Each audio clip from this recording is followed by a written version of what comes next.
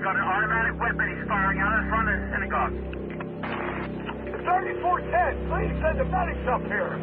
4 people, including 3 children, have been shot dead at a Jewish school in southwestern France. Jewish leaders say the gunman tried to get inside and even threw hand grenades. Deadly violence at a house of worship in San Diego. A gunman opened fire on the Chabad Poway. Be'eri was one of the first villages targeted by Hamas in its surprise attack on October the 7th. It left over 1,200 Israelis dead.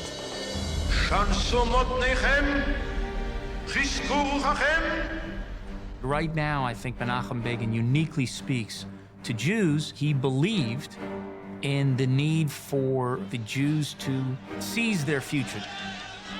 He was a realist about human nature, and the anti-Semitism he faced in Europe, he knew it was not over. Begin was very much a survivor. Nobody is going to bring Israel to her knees. The Jews do not kneel, but to God.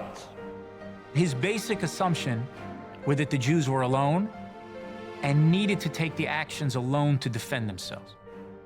I can make mistakes. I can be mistaken. And surely I made mistakes.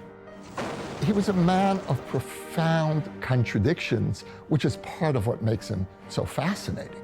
Menachem Begin, with all his faults, belonged to a different class of leaders.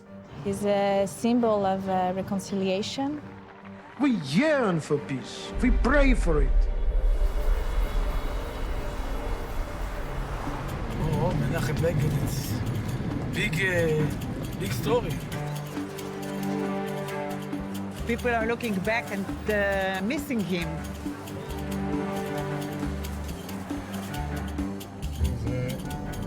אין אנשים כאלה. מיוחד. His life was for Israel. Ashkenazi, Iraqi, Yehudi. It doesn't matter where you come from. Come, I love you. He didn't see our color. His whole vision for Israel was for Jews to come here, feel like it's a safe haven. But what he want to say is stay straight. He's very different from my political views, but I think he was one of the greatest leaders that Israel had. He understood that he was a link in this great chain that went all this way back to history.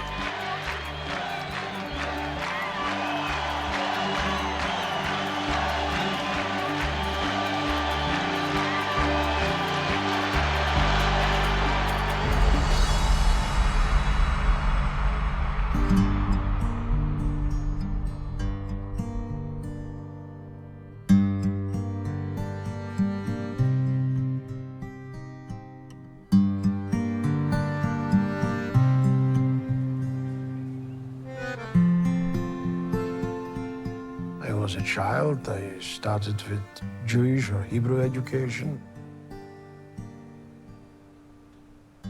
Our parents were very devoted parents. Our father was a very educated man, mainly a sage in Judaism. And our mother was, as any son can say, perhaps the best in the world. Begin grew up in a home where Zionism was absolutely part of the ether, part of the fabric of life. He also met Zev Jabotinsky relatively early in his life, and Jabotinsky is one of the foremost Zionist thinkers of the time. What Begin really inherits from Jabotinsky more than anything else was the profound, loving, loyal dedication to the foremost purpose of Zionism, which was the creation of a Jewish state. Und jedem was sagt, als das ist ein Holm, en von mir, lasst uns frei kolonisieren, weil wir ein bald weisen, als das ist eine Wirklichkeit. I was really conquered by Zev Jabotinsky for his ideas. And since then, I didn't change my mind. Zionism has always had youth movements in all of its facets. Jabotinsky's youth movement was called Beitar. I was the chairman of Beitar, which was ready to suffer, to fight, even to die for a Jewish state. Jabotinsky's contribution was his understanding of the need for the Jews to defend themselves. We used to be beaten up by our colleagues. There were clashes almost every day between the majority of the anti-Semitic students and the Jewish minority. His father told him something like, look at your fingers. Each and every finger of yours is very weak, alone, but together you can punch everyone. This is how the Jews should act.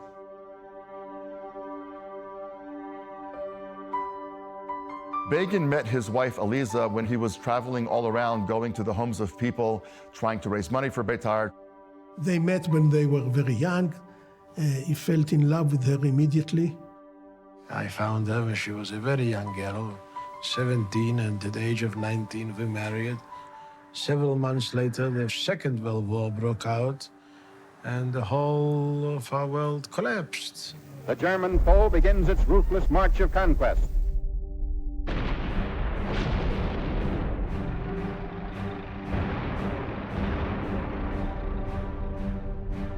So we became again refugees, fleeing the Nazis. And then came the Russians from the east.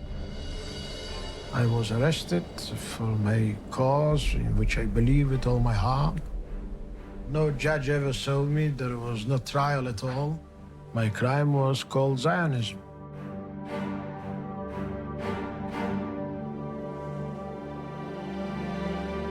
I was sentenced to 8 years in a labor camp. Concentration camp in the Soviet Union is one of the most horrifying institutions. It is hell on earth. Starvation, the harshest work, no day of rest, in winter, 40 centigrades below zero. It's very difficult to survive there. What can we do under such circumstances? Lie down on the wave and believe that somehow it will bring you to the land.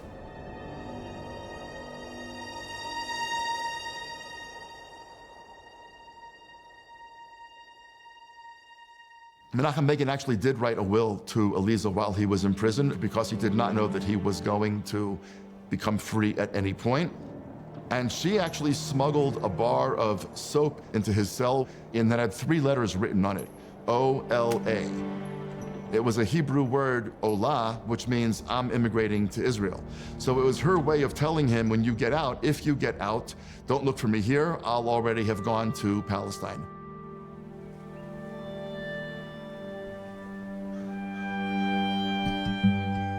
While Begin is in the Soviet Gulag, his family is essentially destroyed. And my own father, as I heard from eyewitnesses, led 500 Jews to the river where they were machine gunned by the Germans around. And he led them singing the Hatikva and that song, Ani Ma'amin Be'emunah Shlema Be'viat HaMashiach. I do believe with full faith in the coming of Messiah. The experience of his own family in the Holocaust and the Jewish people in general affected him throughout his entire life.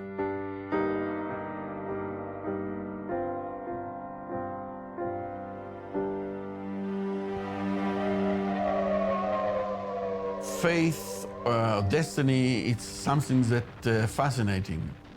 Menachem Begin was saved because he was Polish, because of the invasion of Nazi Germany to Russia. The Soviet Union changed their direction and became part of the Allies. And so the Soviets need manpower, and they essentially take these prisoners that they have who are willing to fight the Nazis, and they take them and assign them to various units. The army marches down south through Jordan, and eventually Begin will cross into Palestine at the age of 29. I came back home, in other words, to Eretz Israel in 1942. There I found my wife. When he was released from the army, he became the commander of the Irgun and declared the revolt against the British administration of Palestine. We decided to start our fight late in 1943, We couldn't wait because in those days, the process of exterminating our people went on daily. The British were acting here as colonial overlords and doing everything that they could to prevent a Jewish state from being established.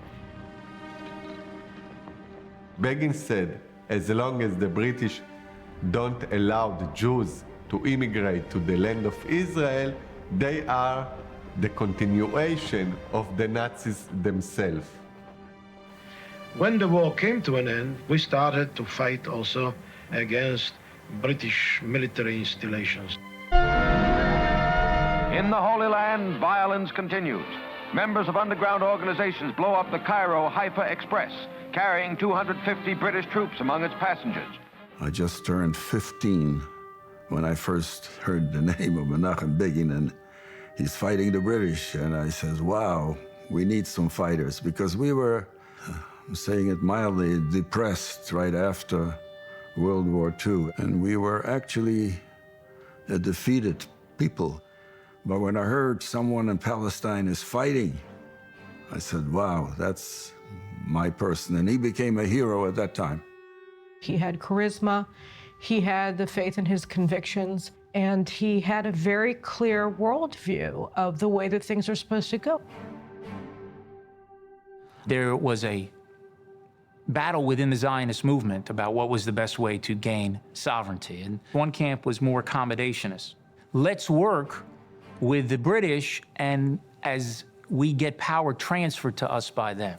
Begin believed that the Jews were going to have to fight and win their own sovereignty. And he didn't think it was going to be given to them by the British. There was a big poster called Wanted everywhere. Menachem Begin was the first picture on the poster. And then I went underground to fight our own battle for freedom. He changed addresses, changed his image, he changed his name. So they made him Rabbi Israel Sassover, a rabbi, and I called him Uncle Israel, and he was a wonderful uncle. He helped me to do my homework, and we played sometimes chess. Menachem Begin had a room in our apartment, and in the room there was a table, and around this table he used to meet the commanders. The table had 4 legs, but these legs were hollow. And in the legs, there were all kinds of documents of the underground. During that time, the British government took over the King David Hotel, and it was the central headquarters of the government of Palestine. So they were ordered to bomb the hotel. The hotel housed the British Army headquarters and the Palestine government offices, and casualties were very heavy. We never wanted to cause any casualties, but we gave an early warning for half an hour to evacuate the hotel. If that warning had been heeded, none would have been hurt at all. I think it was one of a series of things that made the British feel like staying in mandatory Palestine wasn't worth their trouble anymore. Acts like the blowing up of the King David Hotel proved to be instrumental in breaking the British will to remain in Palestine. The British mandate in Palestine was about to end, and the United Nations was debating the partition of Palestine between the Jews and the Arabs as a solution to the turmoil in that country. The resolution of the Dutch Committee for Palestine was adopted by 33 votes. A civil war between the Jews and the Arabs broke out immediately a day after the UN decision. The Arabs would not agree, and they started riots, which turned into a whole-scale war. At the beginning, the Jews were in a very bad situation. The Arabs control the strategic heights dominating Jerusalem. They command all roads of access to the modern city, including the essential road leading to Tel Aviv. Deir Yassin was an area close to Jerusalem which was seen of having strategic value in the effort to go continue the fight and to make sure that Jerusalem would be secure. The operation was a joint operation of the Haganah, which was technically under Ben-Gurion's control, and the Irgun, which was technically under Begin's control. In war, bad things often happen. Deir Yassin is a massacre in which a number of civilians, men, women, children, were killed in cold blood. Begin took responsibility about Deir Yassin, although he tried to explain it was a mistake, it was a chain of mistakes that led to these tragic results. Ben-Gurion was very adept at ducking out when things went wrong and leaving all the blame on Begin. Ben-Gurion decided to blame the Irgun, the Arabs blamed the Irgun, the international arena blamed the Irgun. But Begin took the blame. Begin was one of these people who, for the rest of his life, by the way, would take blame for things that went wrong on his watch. Tel Aviv, their first Prime Minister, David Ben-Gurion, proclaims the independent Jewish state. British rule is at an end. אנו מכריזים בזאת על הקמת מדינה יהודית בארץ ישראל. היא מדינת ישראל. Statehood was the biggest miracle that happened to the Jewish people.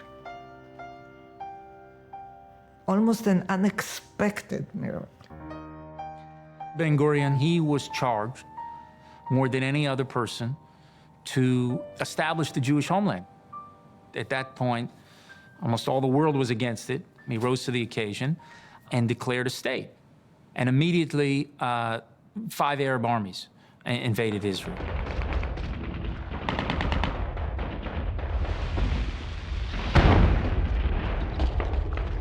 The Jews assumed that they were out-armed and outgunned, and as far as they knew, they were out-trained.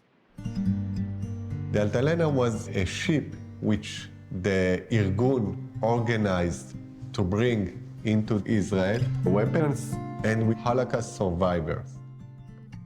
They got from the Deputy Minister for Defense the announcement that the ship should come as soon as possible. And Begin and Ben-Gurion have a huge battle over what's going to happen to the arms on that boat. Eventually, when the Irgun and Begin refused to obey the order of the government, Ben-Gurion decided that we should bomb this ship. Part of it was a turf war, and Ben-Gurion opted to blow up the ship with all of the ammunition, with all of this desperately needed weaponry, rather than empower his political rivals. They started shooting at us. We lay down, Begin was running with us, don't fall back. There won't be a war between us. We didn't fall back. Yoske Nachmia said, you are the commander of the Irgun, not of the ship, and the ship is burning, you have to go away. I took few guys, 3, 4 guys. He struggled with us. We put on him by force a life vest, and we threw him overboard. The most extraordinary thing about the Altalena affair was the order given by Menachem Begin, when the Altalena was literally under fire, not to return that fire. There are some people, including soldiers that I've personally spoken to who were on the shore at that time, who said they were shooting at Begin, and they were trying to shoot at the ship, but kill Begin also. Young Jewish men and volunteers were killed by a gun used by another Jew at a command given to him.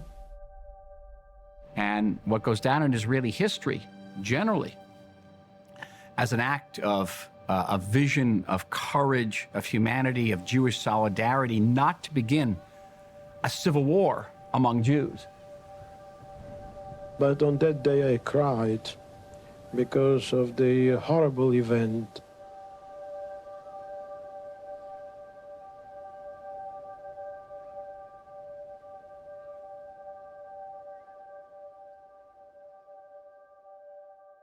From day one, from the underground and from the beginning, there was incitement against Begin unprecedented.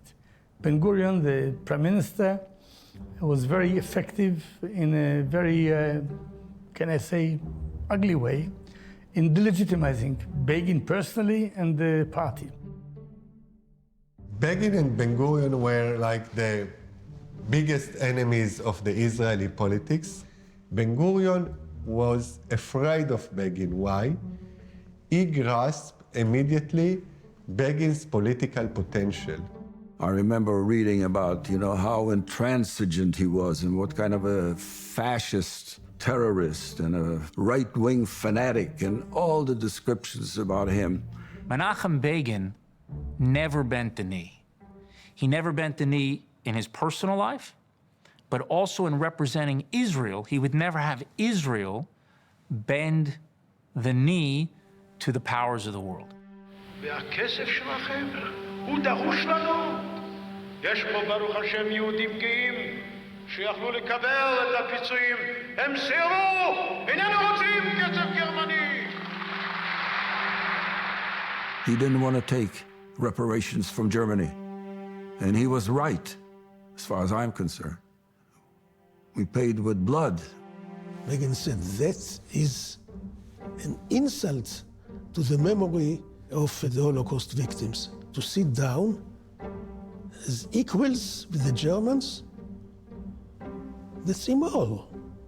We were all thrilled to see this man speaking from this deep place of pride and wound and the sense of unfinished business that Jews had with Europe. This is very much in contrast to Ben-Gurion, who believed that this money was essential for building the state of Israel at a time when Israel had no money, the early 50s. Literally, there was no food in this country. Food was rationed.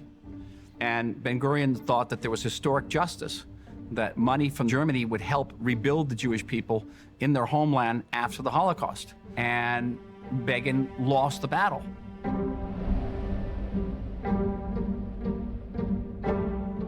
You can have the truth from both sides. Begin was talking in the name of those who were killed, and Ben-Gurion was talking about those who survived. The reparations were essential for building Israel as a modern economy, for defending Israel, and for absorbing Jewish refugees from 70 countries around the world.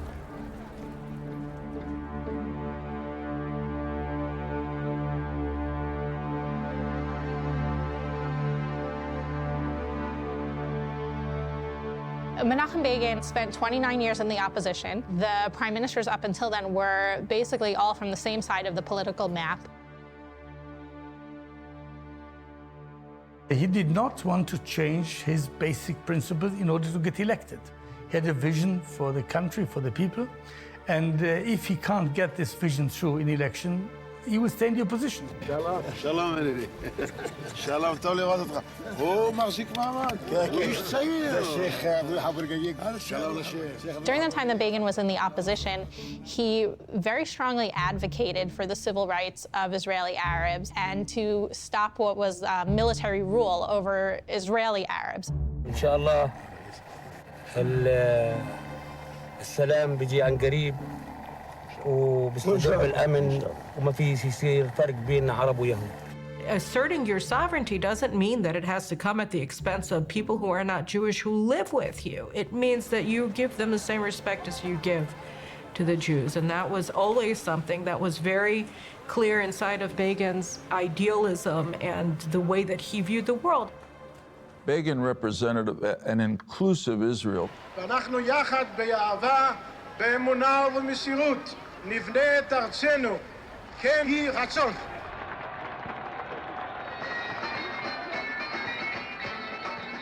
One of the great turning points that he brought about is to bring the large Sephardic North African population of Israelis into the mainstream of Israeli political life. Many of the Middle Eastern Jews saw a certain arrogance from the point of the European Jews. מי שאומר שיש שתי תרבויות, אומר, התרבות שלי היא גבוהה מזו של זולתי. זו פגיעה חמורה. You had this big segment in Israeli society that felt disenfranchised throughout Israel's political history. And here we have someone who they felt addressed them, who they felt empathized with their plight, who felt gave a voice to their plight. He becomes the champion of the Israeli underclass. לא חסר בכלל שום דבר, אנחנו מאושרים, לא חסר שום דבר, תודה לאל. נקווה שזה ימשיך בצורה כזאת. מה אתם מצלמים אותי? Jews from these Eastern countries viewed Begin as a father figure. They loved him. To this day, they love him. מנחם בגין טהור. הוא הראש ממשלה הכי טהור שהיה אי פעם. He was special man that loved people, whatever they are and whoever they are. מה יש דבר כזה? כולנו עם אחד. זהו. Really changed Israeli society for the better by embracing the multiculturalism of the Jewish people. Begin was the conduit for healing the deepest wound within Jewish Israel. Without Begin, we would have really ruptured into two Israels. We are a people who, at the beginning of our history, thousands of years ago, were ordered, justice, justice you should pursue.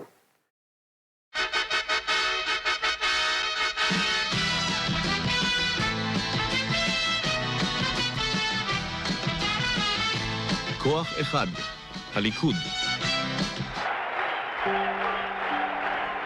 1977 was the big opportunity of Begin, and he understood it. He said before the election, if I'm going to lose again, it's going to be the last time that I will be a candidate. האיש לא האמין שינצח בבחירות האלה. אף אחד, לא העיתונאים ולא האנשים הקרובים. הוא האמין. אני לא האמנתי. I told my wife Simona the night before that tomorrow our friend Menachem Begin will be the Prime Minister of Israel. Israel voted today in a crucial national election, one that could determine the future course of a Middle East peace. And early returns indicate a stunning upset. And the results start streaming in. I kept calling on the phone and excited, and you know what's happening. And he said, relax, we'll have to wait after midnight to see the real results.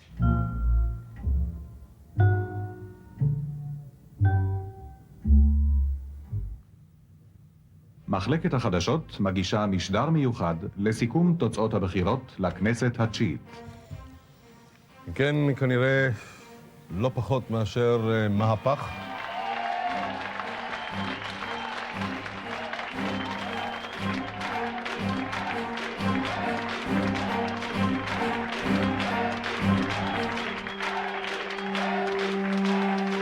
Menachem Begin pulled off the greatest coup in Israeli political history, overthrowing the decades rule of the Labor Party.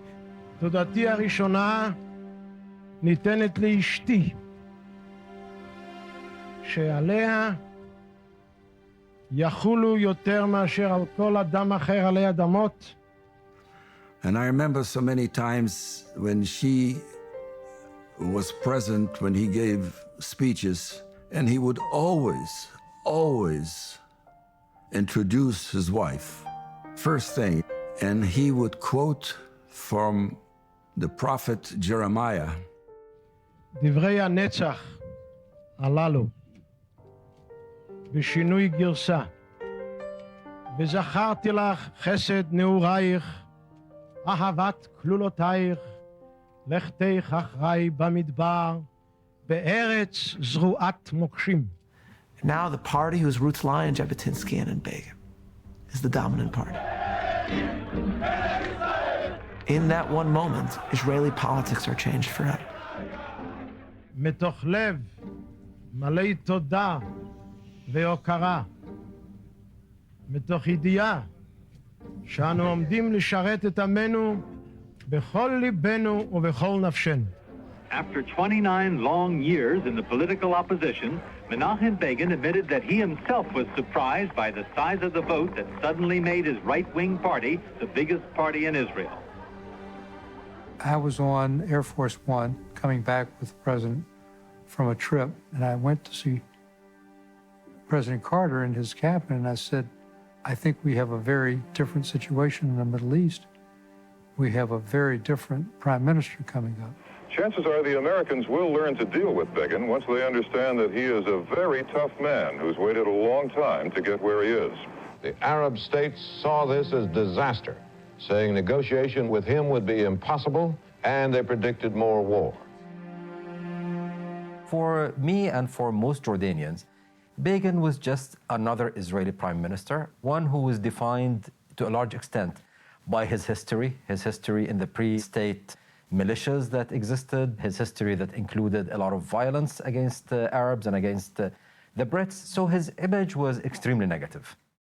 He was described as being a fascist, as being anti-democratic, and, beware, if he becomes prime minister, it's the end of the state of Israel as we know it. Yeah, but actually proved to be the most democratic of all. My friends and I showed really the greatest patience possible.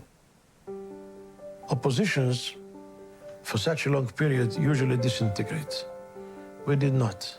And so ultimately, the people gave us their confidence. He was really, for many years, the guarantor that Israel remained a democracy. As the head of the opposition party in Israel, he was the one essentially keeping the ruling party honest. באיזה סגנון אתה מתכוון להיות ראש ממשלה? סגנון יהודי טוב. He always referred to himself, Ani Yehudi Pashut. I'm just a simple Jew. The founding generation of Zionists was primarily secular and not religious. And Menachem Begin was the first prime minister that I was aware of who wore a kippah, not just at sort of ceremonial events, and it seemed to fit naturally on his head, as if he had worn it quite often. He was a man who was deeply respectful of the tradition. I have asked for the blessings of the rabbi, of our great teacher. Rabbi Schneerson is a great man in Israel. All of us respect him. Begin always saw himself as a son of the Jewish people, a son of a 4,000-year people carrying history and suffering and dignity. Begin, I think, saw himself as the bridge between Jewishness and Israeliness. I was asked whether I'm a man of destiny. I rejected it. God chooses everybody to do his work. I cannot say that I was chosen. I can say simply that I was elected by the people. You could disagree with him, you could even hate him, but you could never say he was a hypocrite.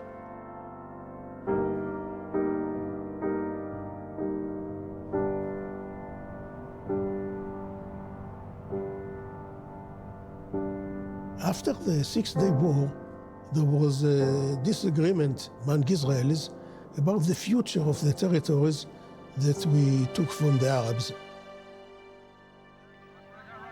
The first settlements in what you call the West Bank, or even on the Golan Heights, were created by the Labor Party. So Begin simply accelerated the process, he made it much more public, and he cloaked it in Zionist virtue. Until 1977, we used to call them the occupied territories. It was Begin that demanded that the name be changed to Judea and Samaria. For him, Judea and Samaria are the lands where the most central stories of the Bible take place. And so he saw those as lands that lay at the very heart of Jewish existence. It would be an absolute, inconceivable, and incomprehensible paradox that a Jew has a right to live in Tel Aviv or in Jaffa, or for that matter, in London or in New York, but he is not entitled to live in this part of the land. Does that mean formal annexation? No, we don't use the word annexation. You annex under international law foreign land. You don't annex your own country. There is room here for the Jews to settle, for the Arabs to live in equality of rights, together in peace, in human dignity. When Begin started the settlement policy, he faced strong opposition from two sides. One side was the Labour Party, who believed in partition of the country between Jews and Arabs. The second opposition was the United States President, Mr. Jimmy Carter. We do favor a homeland or an entity wherein the Palestinians can live in peace. He was the first American leader to declare a policy like that. This is our land, the land of our forefathers. We didn't take anything away from anybody. President Carter, who knows by heart the Bible, should know to whom this land belongs. Under the previous governments, they were presented as a security measure. Under Begin, we started seeing more of a messianic view on settlements, a view that the whole of the land is the land of Israel. אין לי שום ספק שהמקום הזה נועד לכם, לבניכם ולבני בניכם אחיכם. If you take the settlement enterprise of today, and if you're right-wing and support it, Begin won. This is Begin achievement. If you look at it from the liberal or left-wing perception, this is the problematic heritage that Begin left to us. How many settlers do we have in the West Bank? About 500,000. This was what Begin wished to have. So we are stuck now in a situation that is not resolved. And it has the illusion, create the illusion that it can stay like this forever. It can't.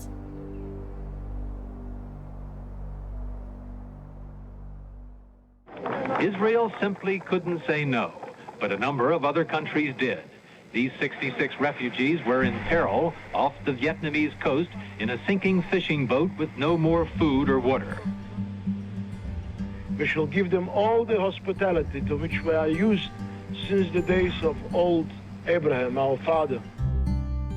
Menachem Begin was himself a refugee, and he definitely saw part of Israel's role in helping refugees, mainly Jewish refugees, but you could see in the example of the Vietnamese boat people that he reached out to other people as well with his humanitarian vision. He said that the Jewish people around the world, Second War, they also in other countries that nobody want them. So he thought that it should be taking us. He was maybe colorblind. He didn't care about really what is your origin.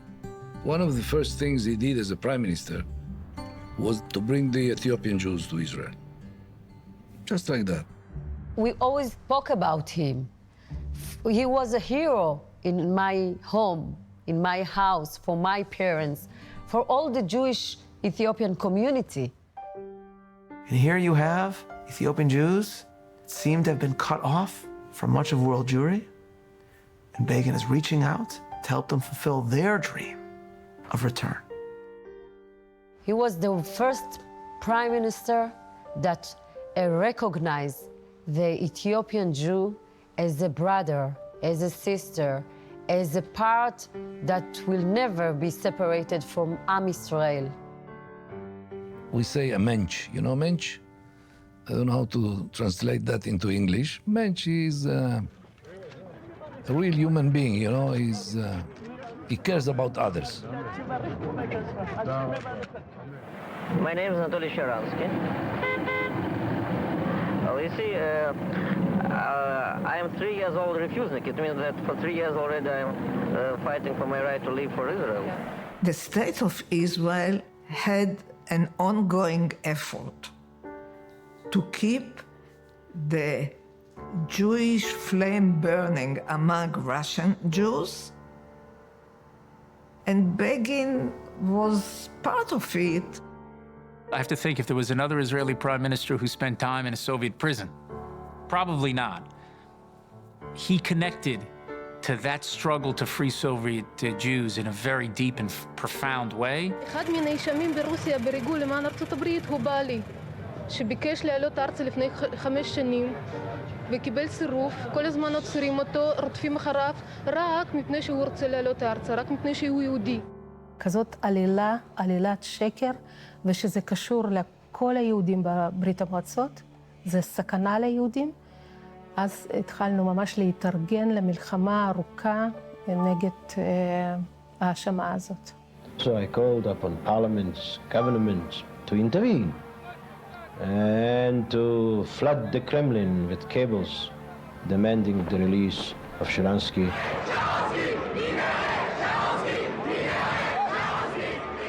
וכשבן אדם כזה, כמו מנחם בגין, שהוא אישיות מאוד נערצת ומאוד מכובדת, ואישיות גדולה, כשהוא מצטרף למאבק, כשהוא מתחיל לדחוף את העניינים, זה נתן תנופה גדולה מאוד למאבק.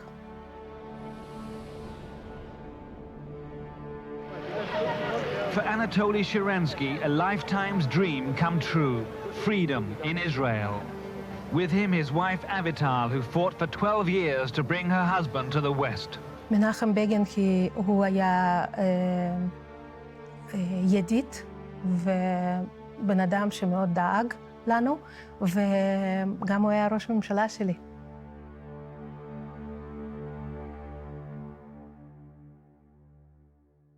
I do believe and hope that there will be peace with all our neighbors, because what I want to achieve before I go is that our people has peace for an historic period of time.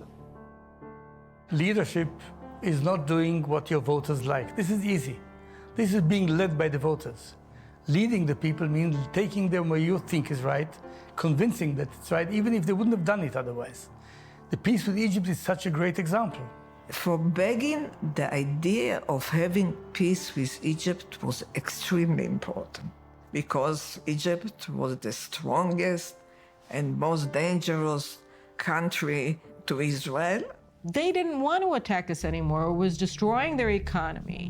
They were completely dependent on the Soviets, and they wanted to get out of that. So the path to doing that was through peace with Israel. وستدهش إسرائيل إنما تسمعني الآن أقول أمامكم أنني مستعد أن أذهب إلى بيتهم إلى الكنيسة ذات ومناقشتهم.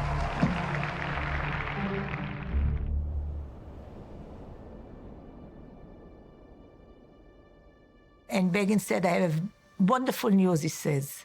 The president of Egypt is coming on Saturday night.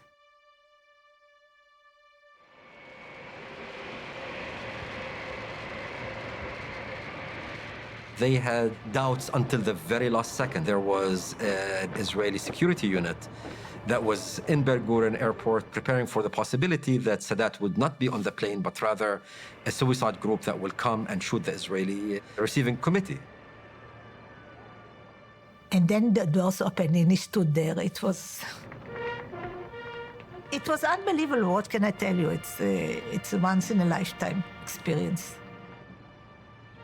Our military guard saluted him, and the trumpet was played in honor of him. It was, like the footsteps of the Messiah. This is what we waited for. We prayed for it. This visit is a real success for both countries.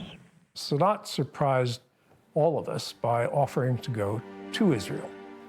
And that shook things up generally in a positive way, because, he broke a taboo. In diplomacy, breaking taboos can sometimes open up possibilities. It is a momentous visit. For President Sadat to come to Jerusalem, I suppose it is your feeling as well. As you see, we sit together as good neighbors, as friends. We talk to each other. We even try to answer your questions. Do you think that because of this historic visit, that events have been set in motion in the Middle East which would survive you, sir, and survive you? We are mortals, and we are going to do our utmost to make sure that our nations will live forever in peace. Let us raise the slogan, no war and security. Why did Sadat make the dramatic move to go to Jerusalem? Sadat took an enormous personal and political risk. He was advised by all of his advisors not to do this. What I want, said Sadat, is to get all of the Egyptian Sinai back. He wanted to restore Arab and particularly Egyptian pride by getting back the land that had been taken. He tried to do it diplomatically. He realized that there was no alternative. Through negotiations round the table, rather than starting wars, we have enough. It was clear that his coming to Israel is the first stage. It's not the last stage. Because it's one thing that one wants peace, or both sides want peace. It's another thing to agree about the content, about the details of the peace. It may be that a conservative like Begin was the one that ultimately had the credibility to make the first breakthrough peace for modern Israel with an Arab nation, and not just any Arab nation, but Egypt, really in some sense the historic center of the Arab world. We hope and wish that the day will come, and may God bring it very, very soon, that my grandchildren will play in Cairo and Sadat's grandchildren in Jerusalem. The problem was when Egypt and Israel got together to try to concretize that concept, it was fruitless. They were not able to agree. מדינת ישראל לא תקבל תכתיבים. מדינת ישראל תנהל משא ומתן. Events have proven that the great ideal of peace is unfortunately fragile and vulnerable. Sadat was pretty fed up with the lack of progress. Sadat then said to the president, he said, Mr. President, the only way we can make any headway is if you Americans make a proposal, and then we can both react to it. So that was the beginning of thinking that maybe getting the two leaders together with Carter at Camp David would be the way to move forward. We entered Camp David, we didn't think that, or were very skeptical that an agreement could be reached there, because there was a gap. אם אני אלך לקמפ דיוויד, נלך אל הוועידה הזו במרב הרצון הטוב, להשיג הסכם אשר יאפשר המשך המשא ומתן היסודי, הרציני, למען השכנת שלום קבע במזרח התיכון, למען שים קץ לכל המלחמות בינינו לבין הערבים. There is the issue with peace with Egypt, and there is the issue of the Palestinian question. I'm quoting him directly, Israel will be in mortal danger if Samaria and Judea becomes a Palestinian state. He would always talk about Judea and Samaria, and he would very dramatically said, my right hand will wither before I would ever sign anything that gave away any part of Eretz Israel. And there's something called autonomy for the Palestinians that is poorly defined. Our plan of autonomy is based on two legs. One, complete autonomy or self-rule for the Palestinian Arabs in Judea and Samaria and the Gaza district. Security for the Palestinian Jews. And that means the presence of our defense forces.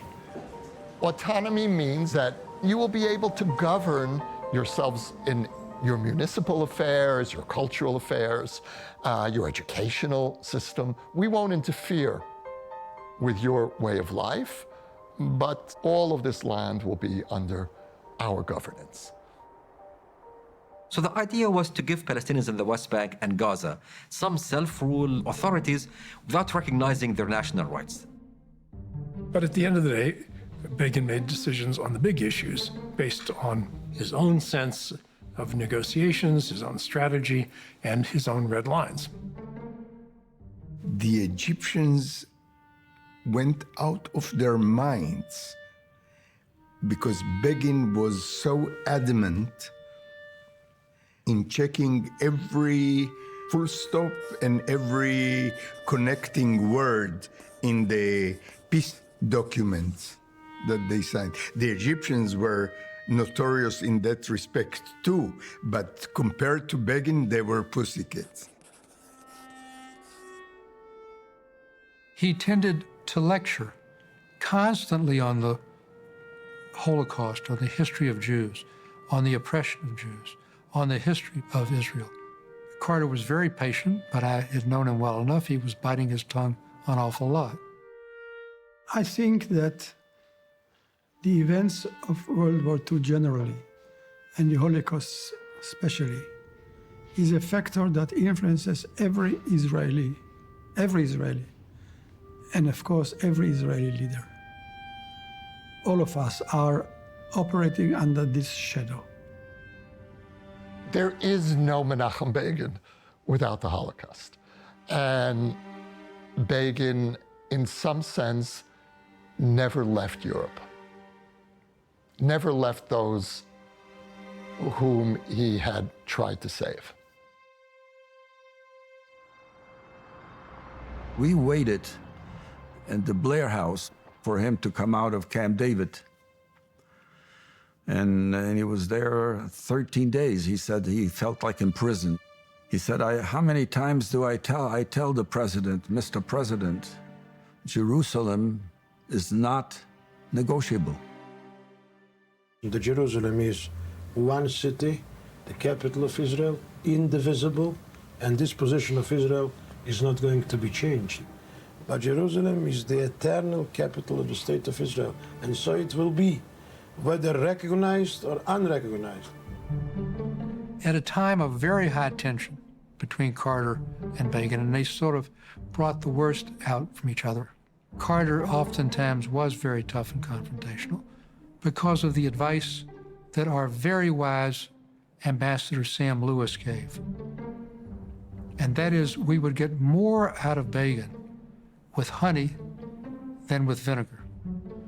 That embracing him, making him understand we appreciated where he was coming from, was more likely to produce, with less tension, success than being tough and confrontational. There was a deal to be had with Egypt, but it would probably be at the expense of any movement on the Palestinian West Bank issue. The real focus in the Camp David Accords was not the Palestinian. The real focus and the real game was the Egyptian-Israeli side of it. And once that was resolved, I think neither the Israelis nor the Egyptians nor the Americans were willing to jeopardize that for the sake of the Palestinian component. On the last day, when we thought all of the pieces had fallen into place, Carter had a final meeting with Sadat. And so we went in to see Carter immediately after, and we said, did he accept? And he said, I think so. I think we now have an agreement. Good evening. The committee summit at Camp David is over, and Israel and Egypt have agreed to 2 documents taking a giant step toward achieving peace in their troubled corner of the world. Mr. President, we the Israelis thank you from the bottom of our hearts for all you have done for the sake of peace, for which we pray and yearn more than 30 years. I had this real sense of, I'm never going to do anything else in my career that is nearly as important or as exhausting or as consequential or as interesting as this. He wanted to have peace more than anything else. That's why he signed the peace treaty, which he was very proud of. Although he was criticized by his own friends, his own people in the Knesset, didn't vote for it.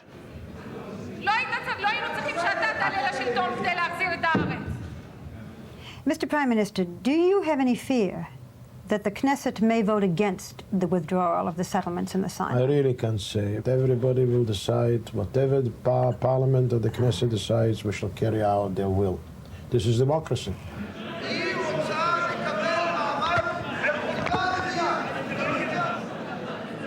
People did not want to give up the Sinai. There were huge protests.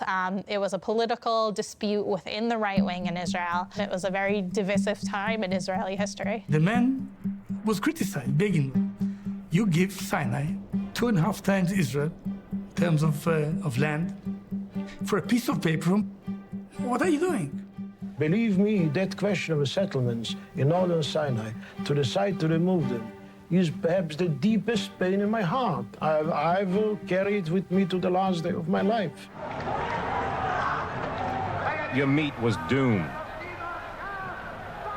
Yamit became a symbol of the price of withdrawal. אני מבטיח לך שלצערי את מנחם בגין יזכרו אותו, בהיסטוריה יזכרו אותו, לדיראון עולם יזכרו אותו. He had the responsibility on his own shoulders for Israel's security. He had to get thousands of settlers out. He had to rely on the word of Egypt and the United States to protect his security. He had to make compromises with his own philosophy.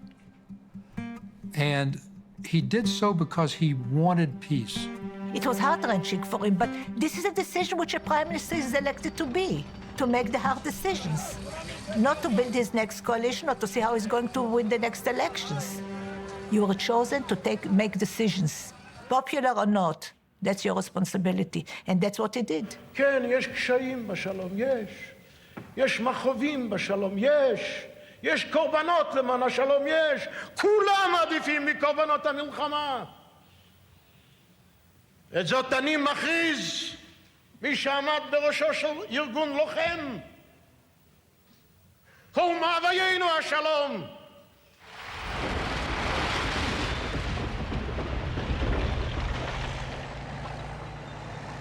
These are difficult decisions that required someone of both deep conviction and a degree of political credibility to go to his own base and to say, I am almost abandoning part of your narrative for the sake of the future. You require a special kind of leader for that. Good evening to you, Mr. President. I wish to congratulate you on the award of the Nobel Peace Prize. Thank you very much. And now, Mr. President, we both know that the real prize is peace itself. It adds a new obligation on both of us to achieve peace in no time.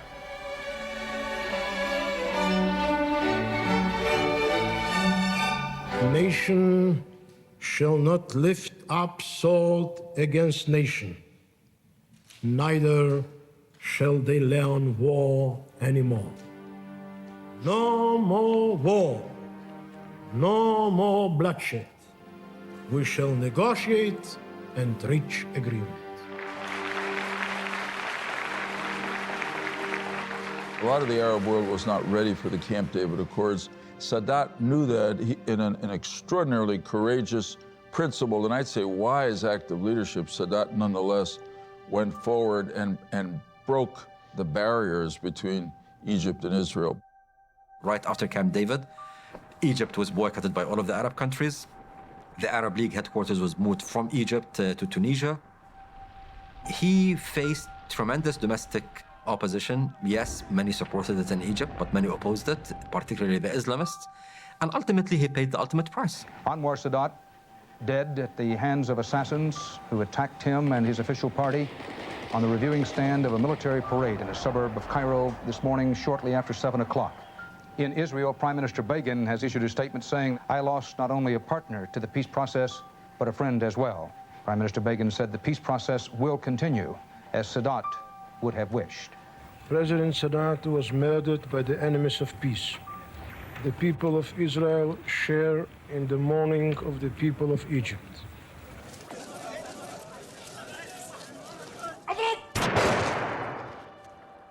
When Sadat was murdered, many people in Israel were frightened that the peace would collapse. But ultimately, why did the Camp David Accords last to our time?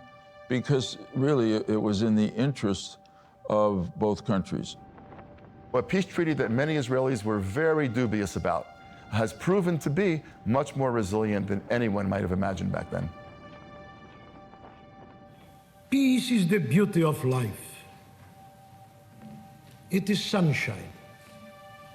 It is the smile of a child, the love of a mother, the joy of a father, the togetherness of a family. It is the advancement of man, the victory of a just cause, the triumph of truth. Peace is all of these, and more, and more.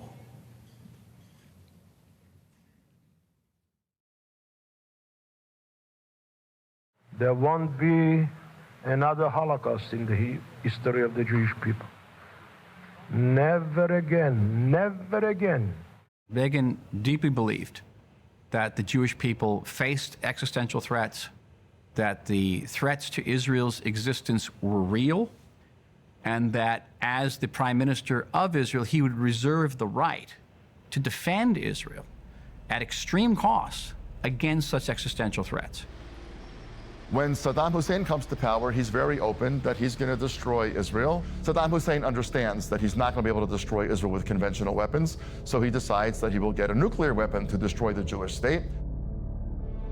We had some experts which tried to assess what does it mean, the reactor, and the conclusion was that there can be one which can produce plutonium for military purposes.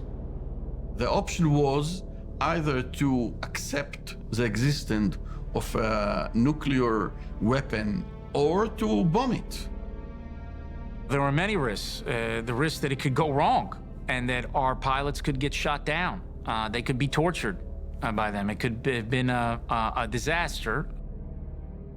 I was the leader of that mission, and the feeling, you know, it's very heavy on your shoulder. Surprise look impossible. We launched 8 F-16s with bombs and 6 F-15s for air cover. It was, 90 minutes low altitude. When we turned on our radars approaching Baghdad, we saw nothing on the radar scope. Each of us thought that his radar was malfunctioning because it was too good to be true. Nothing, no plane over Baghdad. Now nothing can prevent it. And you dive.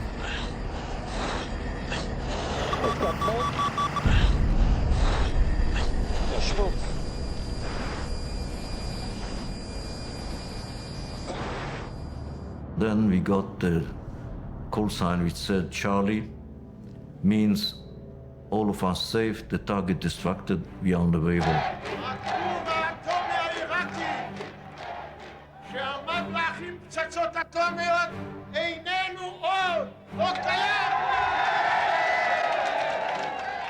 Taking the decision to strike at the Osiris nuclear reactor, Begin not only took on elements within his own cabinet, but he also took on the United States of America, the Reagan administration. Nothing in recent memory has so strained relations between the United States and Israel as the Israeli attack on a nuclear reactor in Iraq. On the face of it, they all opposed it very strongly. Israel has nothing to apologize for. We decided to act now, before it is too late. But they understood that a dictator like Saddam Hussein should not be allowed to produce nuclear bombs. In destroying the Osiris reactor, Begin established a foreign policy doctrine which no Israeli prime minister has ever veered from. The Begin doctrine is that you take preemptive action when it comes to an existential threat, weapons of mass destruction, that Israel will not allow a regime that calls and works for its destruction to develop the weapons to achieve that goal, period.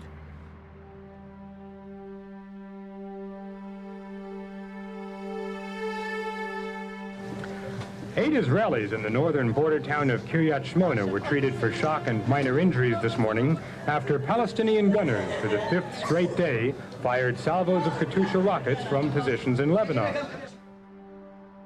The PLO is established by a few people, Yasser Arafat most famous among them. It stands for the Palestinian Liberation Organization, and its expressed goal is the destruction of the State of Israel.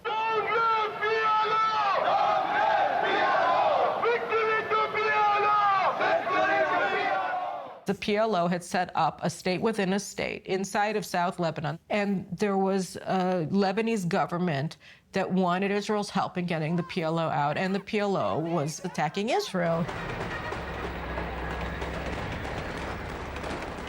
There had been long-standing tensions between Christians and Muslims in Lebanon. Begin had a hope that the Israelis and the Christian Lebanese under Bashar Gemayel would be able to unify together to kick the Palestinians out of southern Lebanon. There was this kind of idea that we were going to be able to contribute to the sort of revolutionizing of Lebanese society. And the feeling that we may have another treaty of peace after Egypt with Lebanon now was very promising. He always told me, listen, we'll make peace with Lebanon, and then I'll retire and write my memoirs. I promise my people, as soon as I arrive to Jerusalem with them, where we will establish our states and to live. Both sides were really engaged in an existential fight. And that, in many ways, defined Begin's legacy when it comes to the Palestinians. עוד קצת זמן, ללא תהיה עוד קטיושה אחד בקריית שמונה. There were letters he wrote to those leaders of the world saying we will not be able to continue accepting this, and if there is an attack on us, we will attack. ממשלת ישראל החליטה להטיל על צה"ל את המשימה להוציא את כל יישובי הגליל מטווח האש של הטרוריסטים המרוכזים הם מפקדותיהם ובסיסיהם בלבנון. שם המבצע שלום הגליל. The goal of the operation was to put distance between Israel and PLO rockets that had been shelling northern Galilee for a long time. And that was a justifiable war. We're willing to fight it. We're willing to risk our lives to defend the people of northern Israel. ואם אנחנו נשיג את הקו 40 קילומטרים מן הגבול הצפוני שלנו, נעשתה מלאכה.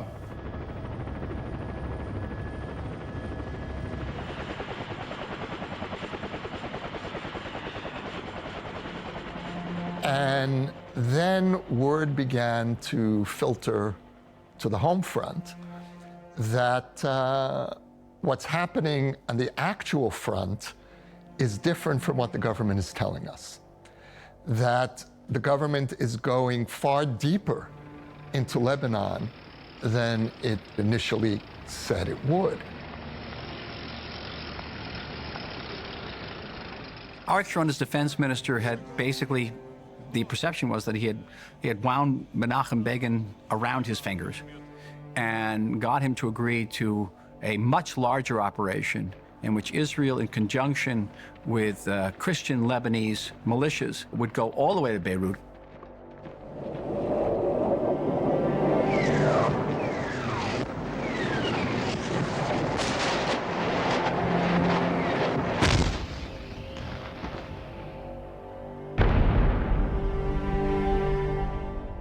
Israel ended up attacking Beirut to get the PLO entirely out of Lebanon, not just out of the southern part of Lebanon, far beyond the 40-kilometer zone. This is going to end up being disastrous for Israel in an array of ways.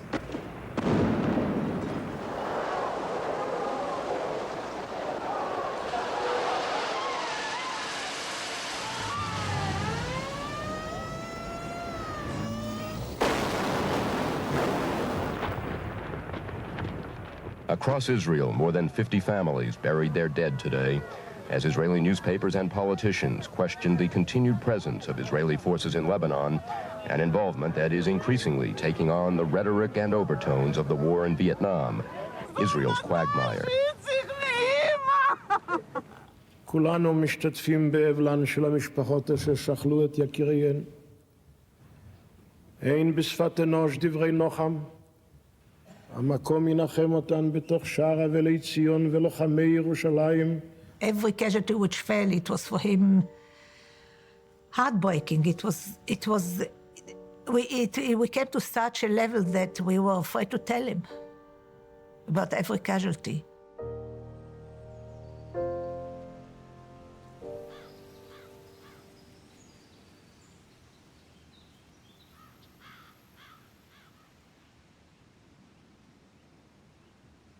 We saw weekly demonstrations in Israel against the war. We saw many Israelis asking, why are we sending our young men and women to go and die in this war?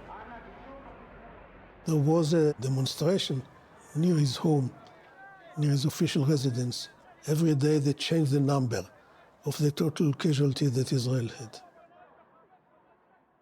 It's personal. I lost my partner there. He was becoming more and more paralyzed by what was happening in Lebanon, and so the kind of oversight that you expect from a prime minister just wasn't there. Bashir Gemayel, the newly elected president of Lebanon, has been assassinated. Gemayel, the leader of the Christian Phalangists, died after a bomb exploded in his party's headquarters. The Syrians, with an agent they sent, were able to murder Bashir Gemayel, the president-elect of Lebanon, and change all the plans and the dreams that we had about having peace between Israel and Lebanon. Nearly 1,000 Palestinians were slaughtered by Lebanese Christian forces as Israeli units stood guard outside. Sabra and Shatila changed everything. The massacre took place as a revenge for the murder of President-elect Bashir Gemayel.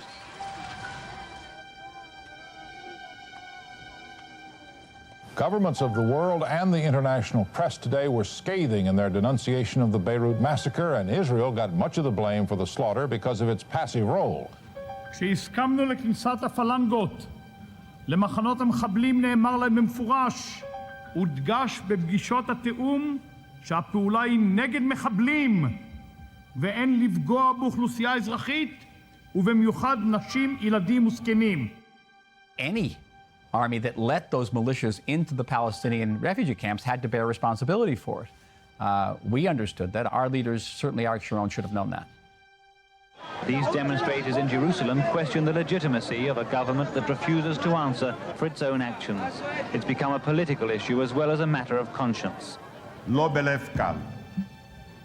הפעם אולי יותר מאשר אי פעם בעבר. האומה היהודית ניצבת מול פני מצפונה. באנו הנה כדי לדרוש מיצוי החקירה עד תום על ידי ועדת חקירה משפטית בלתי תלויה. בגין ושרון זהו צמד ביזיון. Begin didn't want to set up a commission of inquiry, but there was a public demand. And we will not be content with anything short of a full inquiry and the dismissal of the Minister of Defense. Most of the time was devoted to receive evidence, military evidence, what happened in Sabra and Shatila. Israeli Prime Minister Begin today absolved himself of any prior knowledge of or responsibility for the massacre in Beirut of Palestinian civilians. He testified that most of what he knew came from Israel's top military leaders and that sometimes he was left in the dark. To his critics, the picture that emerges from Begin's testimony is not that of a tough-minded realist, but as someone strangely out of touch with events, who did what his generals wanted and who was seemingly insensitive to the possibility of disaster.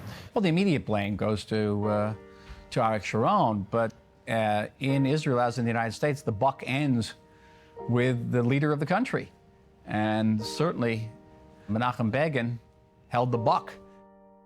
He said, I'm the prime minister. I'm responsible. And he stood before the committee. I cried. It was heartbreaking to see him. He was misled, but he will never say that I was misled. He said sometimes a new thing, sometimes before and sometimes after. It was a terrible situation. And it shouldn't have happened. We could prevent it. We have not prevented it, and therefore we are responsible. So they called it a indirect responsibility by not considering right what may happen. It was a sort of earthquake. For Begin, that was devastating. This is a man who had not long before had gone to collect the Nobel Peace Prize, who understood now that his legacy would be not only Egypt and peace and the Nobel, but also a war that he would probably not live to see Israel get out of.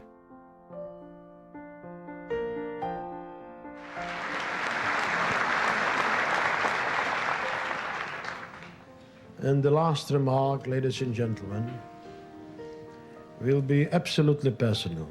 I spoke about survival and perseverance. Tonight, I would like to thank for that ability to persevere. One human being who is here, whom I met when she was 17 years old, my own wife.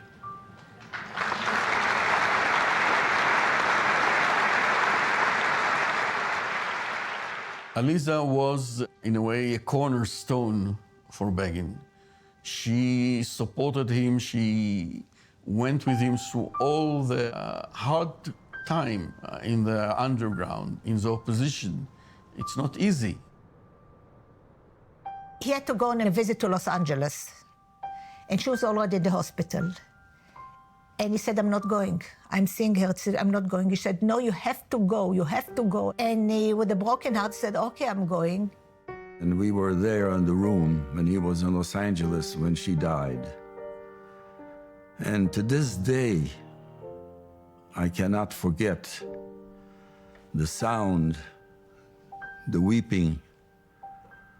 Lama azafti ota. Oh, why did I leave her? And he was never the same. And he himself could not go on. Such was the depth of the bond between his soul and hers.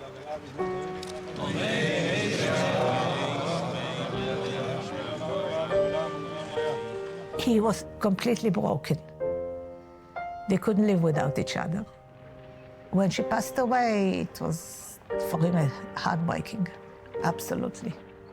He lost a really soulmate. Now we arrived to be here. Let us thank God Almighty that He gave us together and our children and our grandchildren the strength to withstand all the tests, which sometimes were quite difficult.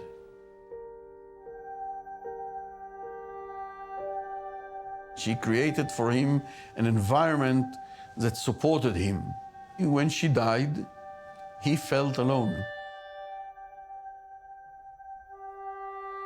Both of these things, his personal love to his wife, Aliza, and the feeling that he made a grave mistake regarding the fate of the people of Israel, of the soldiers who died, that devastated Begin.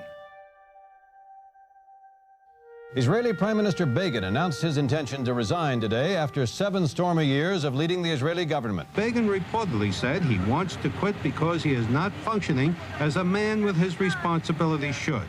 He was very courageous. He took some steps into Sinai that I don't think any of his predecessors would have taken. Very aggressive in pursuing Israel's goals. I think he was quite unconcerned in some ways about world opinion, if he thought world opinion conflicted with his own ideas about what was best for his own country. His last act as leader, which was to step down, was very much in keeping with his character. And I think that that's really a testament to his honesty. He was a man with a tremendous inner core of belief that you tell the truth and that you take responsibility for actions, whether you intended them or not. And he went down completely from the political scene, and that's it, and vanished.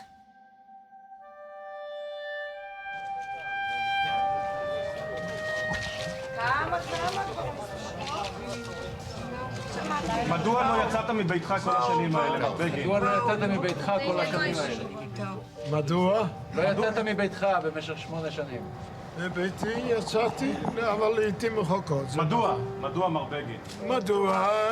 ודאי לא הייתה סיבה, היו סיבות לכך, אישיות. I came to his last birthday, and he was very happy to see me because I changed the color of my hair, and he noticed it after so many years. And I'm happy I saw it because a few months later he passed away. He was the man who showed that Israel could make peace with an Arab enemy.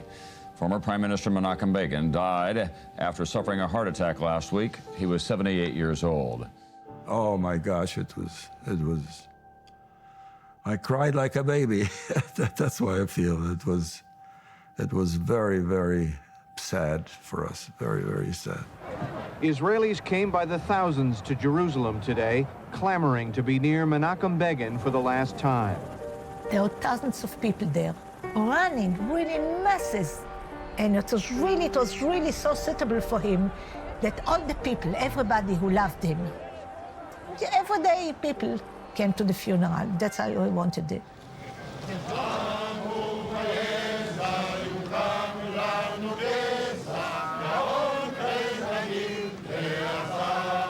Begin is the embodiment of a servant of his people. The standard by which he measured himself was the ethical and moral standards of Judaism and the Jewish state to which he devoted his life. Begin's Israel is an Israel of proud Jews who are not going to take anti-Semitism anymore, but are going to unite and fight. And that's a powerful lesson from Begin's life. Begin once said, "You call me a terrorist, but I call myself a freedom fighter. Everything I did was for the freedom of the Jewish people." Here I stand in humility and with pride as a son of the Jewish people and as one of the generation of the Holocaust and redemption. Begin believed that the most important task that he carried out in his life was not the premiership, but the revolt and the commanding of the Irgun. This was the most important thing. He was a man really of that fighting force, those early years of Israel. He wanted to be buried alongside two fighters from the underground, alongside Aliza's grave as a simple Jew. He's buried not on Har Herzl, where most Israeli prime ministers are buried, but rather on the Mount of Olives, where Jews for thousands of years would go to be buried. And his burial place is the perfect expression of who he was and who he remains in Israeli memory. You rise, you struggle, you make sacrifices to achieve and guarantee the prospect and hope of living in peace for you and your people, for your children and their children.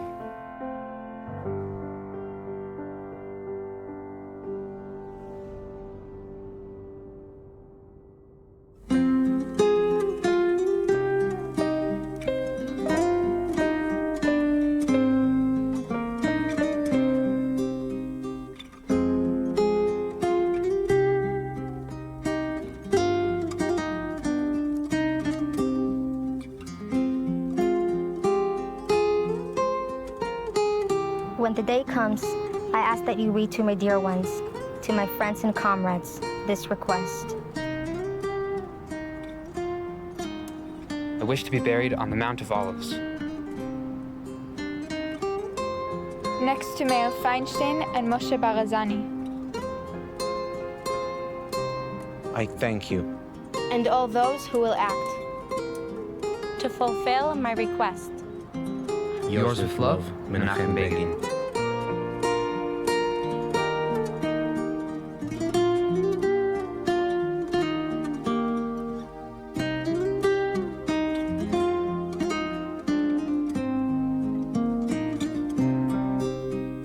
ציון תמתי, ציון חמדתי, לך נפשי מרחוק מיד.